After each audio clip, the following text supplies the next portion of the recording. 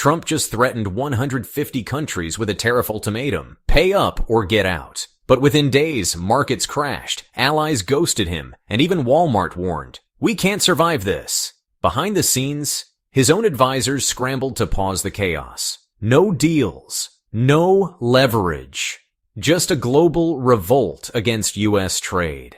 And now the bluff that was supposed to make America strong might be the move that breaks it. Stay with this, because what comes next is even worse.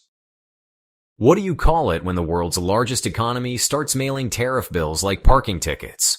On May 17th, President Donald Trump announced that 150 countries would soon receive letters, not trade offers, not diplomatic outreach, but flat-rate tariff demands. According to his remarks in Abu Dhabi, these letters would come from Treasury Secretary Scott Bessent and Commerce Secretary Howard Lutnick, instructing governments on what they'll be paying to do business in the United States. The problem: no country had agreed to these terms, and as Bloomberg reported the same week, even key U.S. allies were blindsided by the abrupt shift. Trump's rationale, "It's not possible to meet with everyone," masked the reality. His administration was overwhelmed, behind schedule, and facing backlash after his April 2nd tariff rollout sent global markets reeling. Within days, the S&P 500 plunged 5.3%, wiping out $1.8 trillion in equity, according to WSJ.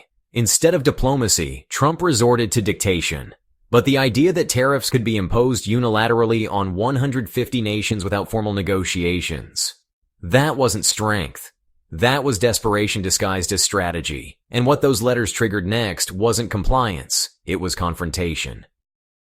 There's a difference between negotiating a trade deal and issuing a bill, and Trump's letter campaign blurred that line beyond recognition.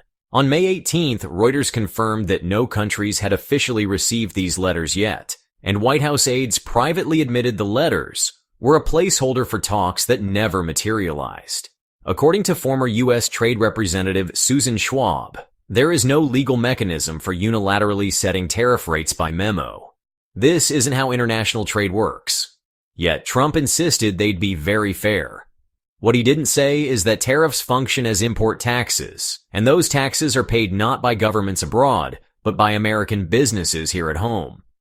A 2024 CBO analysis found that 92% of tariff costs levied under Trump's prior trade war were absorbed domestically, not by foreign exporters. The April tariffs raised baseline rates to 10%, with punitive rates hitting 50% on targeted countries. And as the Wall Street Journal reported, these increases disproportionately hit sectors like retail, construction, and manufacturing, many of which are still recovering from pandemic-era disruptions. The letter strategy wasn't about policy. It was a collection notice, and the cost was stamped "Made in America." When Trump enacted his first wave of tariffs in April 2025, he called it Liberation Day. But honestly, the only thing liberated was volatility. The U.S. imposed baseline tariffs of 10% across all imports, with reciprocal penalties up to 50% on 60 countries. Yet, within weeks, not a single trade agreement had been finalized, and key partners, including Japan, South Korea, and the European Union, began stalling negotiations altogether. According to a May 2025 IMF report, global trade volumes contracted by 1.6% in April alone, marking the steepest monthly decline since early COVID disruptions. At home, inflation surged. The Bureau of Labor Statistics reported a 0.7% rise in core consumer prices in April, with sharp increases in clothing, electronics, and household goods, directly linked to tariff pass-throughs. Walmart, in a May 10th earnings call, warned of price hikes across 8,000 product lines and directly attributed the jump to increased import costs from China and Mexico. And yet, despite the inflationary spike, Trump's team continued to insist that deals are coming. White House spokesman Kush Desai claimed on May 12th that quick action is restoring American greatness, but no signed agreements had been announced. Instead, what followed was capital flight, consumer anxiety, and rising calls from economists like Mark Zandi of Moody's Analytics, who said, "This tariff wave looks more like economic malpractice than negotiation." But the fallout didn't stop there. Trump promised a whirlwind of trade wins, 90 deals in 90 days. But nearly 3 months in, the actual count is 0 signed agreements. The only document publicly acknowledged, a supposed deal with the UK, ends with a single line that invalidates the headline. This document does not constitute a legally binding agreement. That came directly from the agreement text, obtained by Reuters. Meanwhile, negotiations with South Korea and Japan, touted as nearly complete, have stalled over tariff clarity and enforcement rules, according to diplomatic sources cited in Bloomberg. Even China, once labeled eager by the administration, has only agreed to continue discussions. No timelines, no terms, just a handshake and a photo op. The disconnect between rhetoric and results is not subtle. On May 14th, Commerce Secretary Howard Lutnick claimed, "We're locking in results faster than at any time in recent trade history." But Federal Reserve data released 2 days later showed a 2.1% contraction in U.S. export volumes in Q2, wiping out any benefit from the promised deals. Trump's deal count remains as fictional as the timeline. And that gap between press conferences and paperwork, it's widening fast.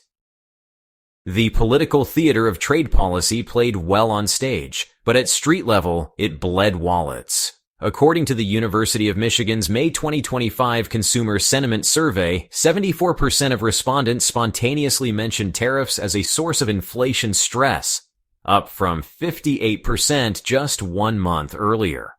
The National Federation of Independent Business reported that 42% of small firms postponed investments in April due to tariff uncertainty. Walmart stated in its Q2 guidance that prices on imported goods would rise 5 to 15% depending on the product category, specifically citing increased costs from China, India, and Mexico. Target followed with a public statement warning of across-the-board price increases in electronics, furniture, and textiles. And while large chains could cushion the blow, smaller retailers were cornered, either raise prices or cut staff. In rural areas, where margins are tighter, some stores simply shut down. According to the U.S. Chamber of Commerce, over 1,300 small businesses filed for Chapter 11 bankruptcy in April alone, up 23% from the same period last year. These weren't just numbers. They were lives rerouted by policy misfires. And for every politician insisting the American worker comes first, there's a shop owner forced to explain to customers why a basic blender now costs 20% more than last spring. So, when Trump said the country was winning on trade, it was unclear who he meant, because it wasn't the people paying at the register. What happens when the world's largest economy replaces policy with poker? In May 2025, Treasury Secretary Scott Bessent defended Trump's unpredictable tariff shifts as strategic uncertainty, arguing on CNN that ambiguity would prevent other countries from playing us in negotiations. But data suggests it was American businesses, not foreign rivals, getting played. According to Bloomberg Economics, capital expenditures by U.S. manufacturers fell 11% month over month in April, the steepest drop since early pandemic shutdowns. The National Federation of Independent Business reported that 38% of small firms froze hiring entirely, citing tariff instability. This wasn't strategic leverage, it was policy paralysis. Businesses couldn't forecast costs, retailers couldn't plan inventories, and exporters couldn't sign contracts with confidence. A McKinsey Global Institute survey released May 15 showed that 62% of U.S. CEOs delayed major investment decisions directly due to fluctuating tariff guidance. Instead of tightening the screws on adversaries, Trump's strategy stalled domestic growth, triggering what economists now call a self-imposed economic chill. But the most chilling part? It was just the beginning of the damage. Trump didn't just raise tariffs, he built a compound interest machine for inflation. According to the U.S. International Trade Commission, the average effective tariff rate under Trump's new plan rose to 38% when combining his new 30% layer with the historical baseline of 8%. These weren't symbolic numbers. The National Retail Federation reported that cost increases passed down to consumers pushed average prices on imported apparel up 19%, electronics 12%, and home goods 14% in April alone. A cotton hoodie made in Bangladesh now costs $7 more at checkout. A microwave from Shenzhen, $28 higher.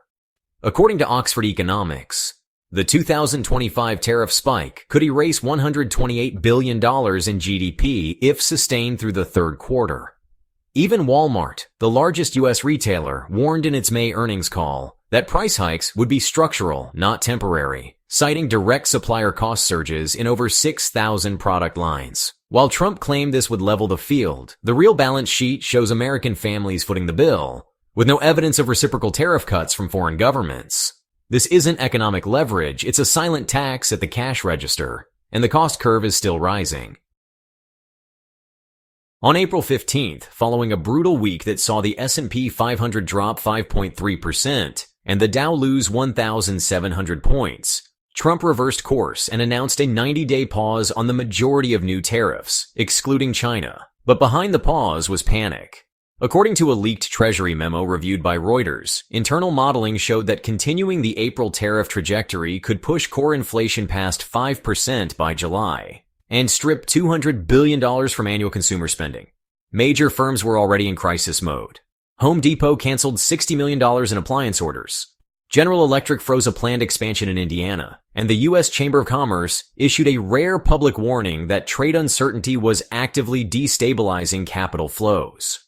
Trump publicly reframed the retreat as tactical. "We wanted bargaining power," he said. But power implies control, and what unfolded was a retreat under fire. The tariffs didn't bring nations to the table. They brought Wall Street to the brink. And even the 90-day delay offered little clarity. Because the White House also warned, if countries didn't negotiate in good faith, the 50% reciprocal tariffs would snap back. The only thing certain was more chaos ahead. The bluff didn't break foreign economies, it broke American credibility. Former National Economic Council Director Gary Cohn said flatly in a May 2025 interview with CNBC. Trump misunderstood tariffs. He believed foreign governments pay them. They don't. U.S. businesses do. That misunderstanding was mirrored on the global stage. Rather than rushing to strike deals, key trading partners simply waited Trump out. The EU issued no formal response to the letters. Japan paused negotiations. Canada instead deepened ties with China, finalizing a $14.2 billion liquefied natural gas deal Beijing had originally pitched to Washington. According to the Financial Times, even longtime U.S. allies grew wary of Washington's volatility, with French Finance Minister Bruno Le Maire stating, "We need stable partners, not shifting terms on demand." The bluff failed because it lacked leverage. While Trump believed unpredictability was strength, others saw it as weakness. Markets adapt. Governments plan. And when the world saw no consistency behind the threats, they chose to ignore them. The irony? The only ones still playing the game were the ones Trump claimed he was protecting. American companies, watching demand drop and costs rise, waiting for relief that never came. We're glad you're enjoying this video. Please like and subscribe. Check out another video that is now on your screen.